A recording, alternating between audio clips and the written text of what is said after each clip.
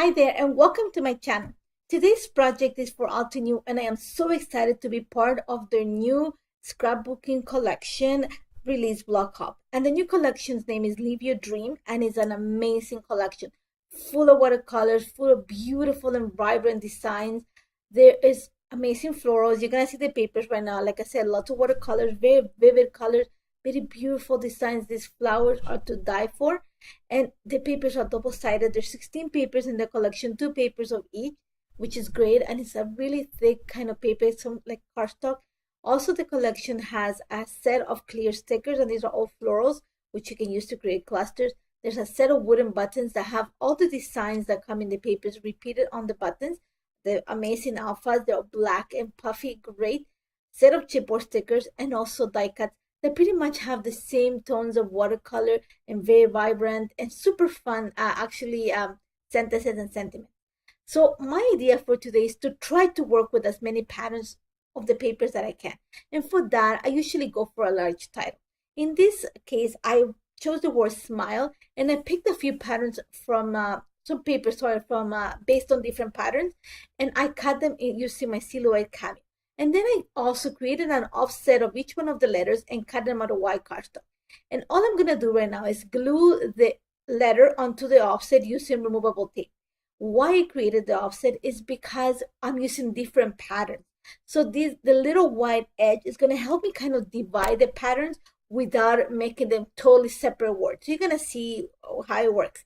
All I'm doing right now is once I have them glued together, I'm going to use my paper piercing tool just to create like a stitching guide around the edge of the letter. And then I'm going to go and detail the letter using back stitching. Again, I enjoy hand stitching, but you can easily create this by using your machine, by sewing machine, or you don't even have to stitch it. You don't even need a cameo to create this. You can easily draw the letter, cut it, glue it onto cardstock, and then just stitch it or just cut around it with your pair of scissors. Super easy. But I like the dimension. I like the definition that this little bit of stitching is going to add, and that's why I added the white edge and different patterns, because the stitching is going to help me define the letter and also kind of separate and unify the entire look of the title. So you're going to see that once I have stitched all around the letter, and I took it off camera, I do enjoy hand stitching and I'm pretty quick at it, but it's not necessary if you want to actually repeat this layer. Once I have it all stitched, I do like the white space that is surrounding the letter, but I don't want that much of it. So I'm going to go ahead and cut a little bit of it. And also because I am thinking about superimposing the letter. So I don't want to use that bulk. So you're going to see that I'm going to take some time to just kind of fussy cut around the edge. And then I'm going to start looking for different colors thread to detail the rest of the letter. Now here's where I wanted to focus on one single color. So some of the patterns in the collection have different colors in one single paper. All I'm going to do is I try to this layer was all about dividing the colors and making kind of a rainbow look to the background. So I chose to keep the warm tones on the left and the cool tones on the right. So that little brick paper had all these colors. I chose to focus on the orange just to bring the warm tones of it. And then I took it off camera and just detailed the entire letter. And at the same time, put a few pictures of my kids just sitting at home, and I took some pictures. So all I'm going to do right now is kind of set up my idea for this layout. And all I'm going to do is I'm going to create, I'm going to set the title in the middle of the page, a little bit higher than middle line. And for this, I am going to use, I'm using Vicky Boutin card stock, which is the foundation paper. It's really thick mixed media paper. And I'm adding yeso using my brayer, so there's a thin coat all over the page. Once I have that in place, I used a pencil just to mark where the title is going to be seated. I want to make sure that I only add the mixed media behind the title and a little bit peeking from behind the picture. Now, when it comes to the choice of my mixed media, I'm going to use the Altenew watercolor set. But the only thing is my idea was maybe I wanted to add different tones of the papers and just kind of pick on the colors that I chose to stitch the letters with. But I do enjoy working with black. And one of the reasons is because black is a gray neutral. And when you add black to the background, all the details that you add on top, color, designs, and dimension tend to pop. It's kind of black, kind of takes away a lot of the distraction. It makes you focus on zoning in on what is on top of it. So I consider it. And since I am also using black and white pictures, I thought it was going to just combine everything together. So like you're gonna see, I'm using in the packaging technique, and all I'm doing is picking up a little bit of the watercolor onto the plastic that I'm using, and then just kind of going onto the paper, kind of wiggling the plastic around to create my watercolor look, and then add a little bit of splatter. And like I said, I mark the corners where the title is gonna sit just to make sure that I don't go too much away from that area. I want to keep it focused on that particular space. And then I'm gonna set it aside to dry. It didn't take too long. Once I did, even though I use black, you're gonna see that it's not that dark because I'm using watercolor. I use quite a bit of water. So I want to bring another layer of mixed media, or a little bit more of detail to the background.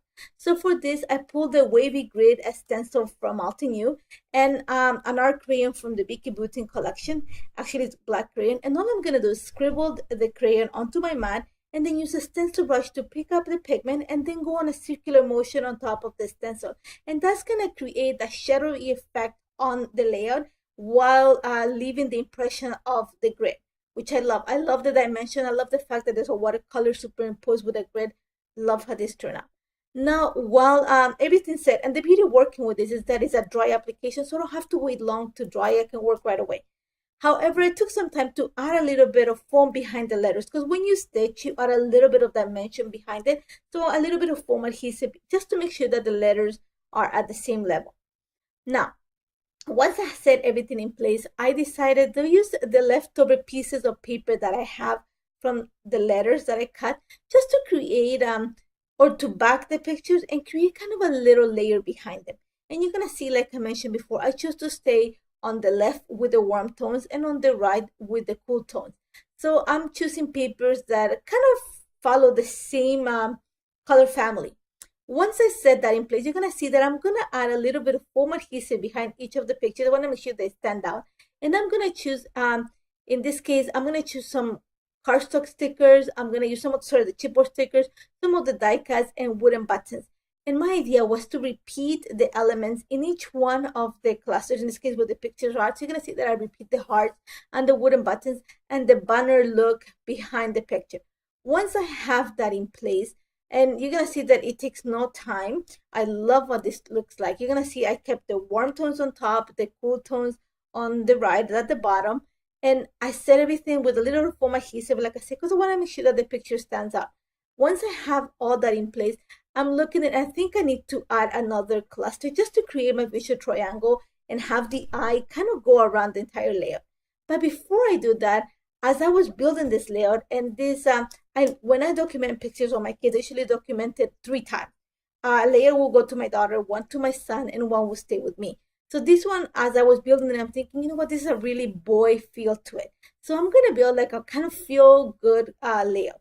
So my idea is I'm gonna add sentiments to where the banners are. And the idea was because the banner that I used, not the banner, but the little piece that I used on the right picture had a little saying that says this was fun. So I decided to use the Dream Big stamp set to add the word Dream Big to the banner on top, on the top picture.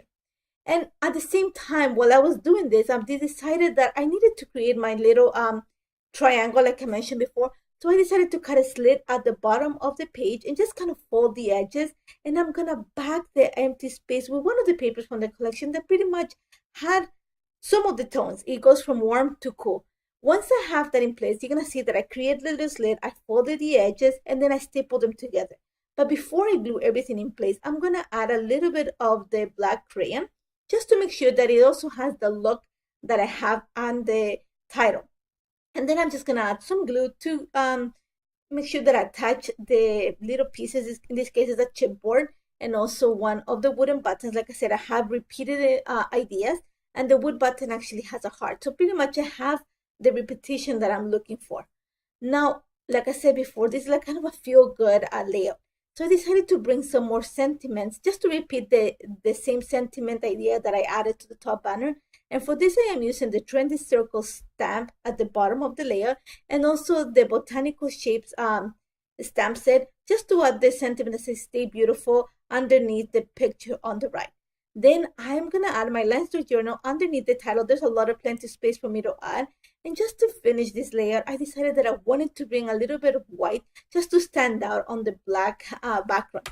And for that, I am using the Altenew Pure White ink. Once I had that in place, I just to continue the color and kind of like create a movement on the layout, I'm going to use enamel dots, and these are from Altenew and a few from my stand, just in the same colors that I have in each one of the clusters. And that's kind of gonna guide my eye around the entire layout. And that's it. I love how this turned out. I do love this collection so much. I love watercolor, the vivid colors, the designs. It's amazing. You gotta check it out. And also remember to stop by my blog or join in the hub. There's a chance to win gift certificates, and you want to check out this collection because it's amazing. I hope you had fun. If you have any questions, don't hesitate to contact me. And thank you so much for joining me today. And I hope to see you soon. Take care.